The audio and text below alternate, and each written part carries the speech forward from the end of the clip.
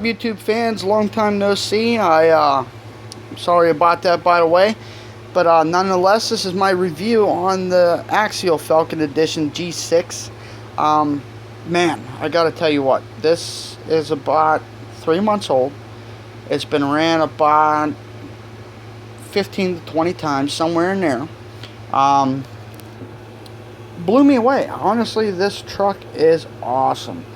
I mean, nonetheless, the characteristics to this truck is awesome, from the Wild Peak Falken tires, which is totally awesome, compared to a, slide this over here. This is compared to an Axial Ripsaw. See if I can get it to stand. There we go. It's gonna stand and fall over. Watch. As you can see, the Wild Peak is actually taller, wider, and it fell over. Wouldn't be a video without some bloopers, right? But nonetheless, let's get into it. Some of the characteristics you'll get with this is a functional 5-bucket LED lighting system. No, that's not silver lights up there. You could actually put lights in the back of this and make it light up bright. I seen one of them lit up and I was blown away on the performance. That's something you'll see in the foreseeable future, for sure. Also, you can put lights in your bumper that comes with this. This is a stock Poison Spider plastic bumper with plastic D-rings that are functional. You can use them. I don't know if I would recommend pulling anything with them, but it's possible. You could probably do it and get away with it. I've had this bumper before on my 2012 Jeep Rubicon, and I did mount a winch right to it with 2 screws, mounted right up, never moved, sold it with that thing. Man, I miss that Jeep. But you know what? Nonetheless, let's get underneath here and see what's it's really truly about, where it's heart, where everything else is. Many of you could definitely shower upon YouTube and find other videos, but I'll try my best to give you the best knowledge that I know about this. One of the biggest flaws to this truck, as you can see, it's got very, very, very loose suspension. That doesn't hurt it, right?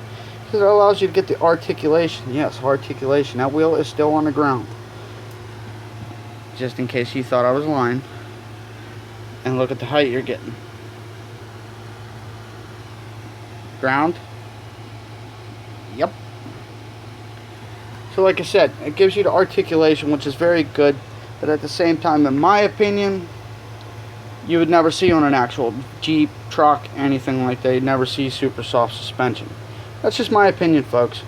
But like I said, one of the biggest flaws to it is this, not the shocks. But see where my thumb's at? See the servo horn? That's that right there, the shiny little black thing there. I know I'm going to get some funnies out of that, but that is the servo horn. And with the plastic links, look at that. Right on the servo horn. Now you have no suspension other than what's in the tires until you take your finger, pop it through. See what I'm talking about? Yeah.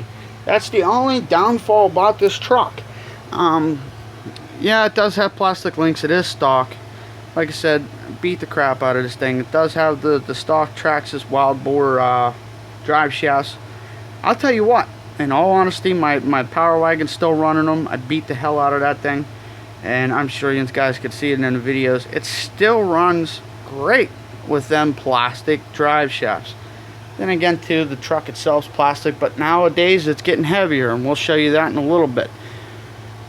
But the second con to this is your battery tray located in the back. It should be up front. Axial, please, in the near future, change this around. You can mod it and put it up front. Actually, it's not really even a mod.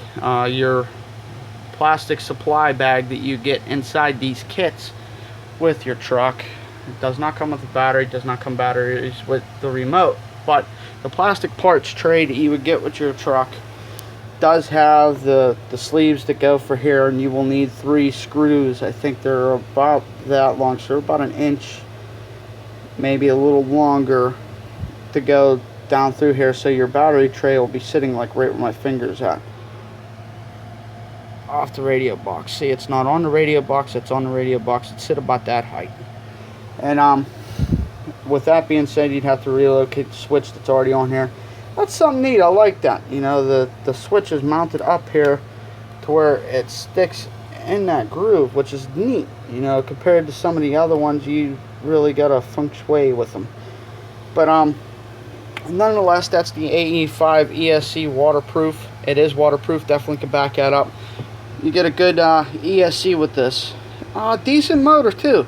Yes, it is brushed. It's a brushed motor, but you'll see good performance out of this vehicle. Still got a good bit of speed compared to some of the older ones. Like my Power Wagon out the box was pretty quick, and just recently I had to replace the motor in that because I thought it was a submarine, and we'll get to that in another video. But yeah, nonetheless, honestly, if I give this truck a honest rating from me, I will give it a 7. 7Y, battery tray up front, would have probably brought it up to about an 8. And if they would have did something a little bit more with the front of this servo horn to where it don't rob you all the time.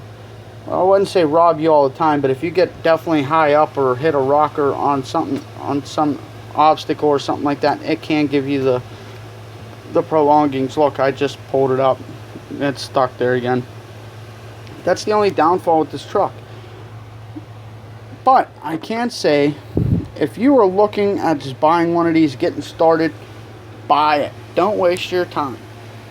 It is a lot of fun. You can have a lot of fun with these. I recommend the 2-cell LiPo. Gets you about 45 minutes, maybe even longer than that.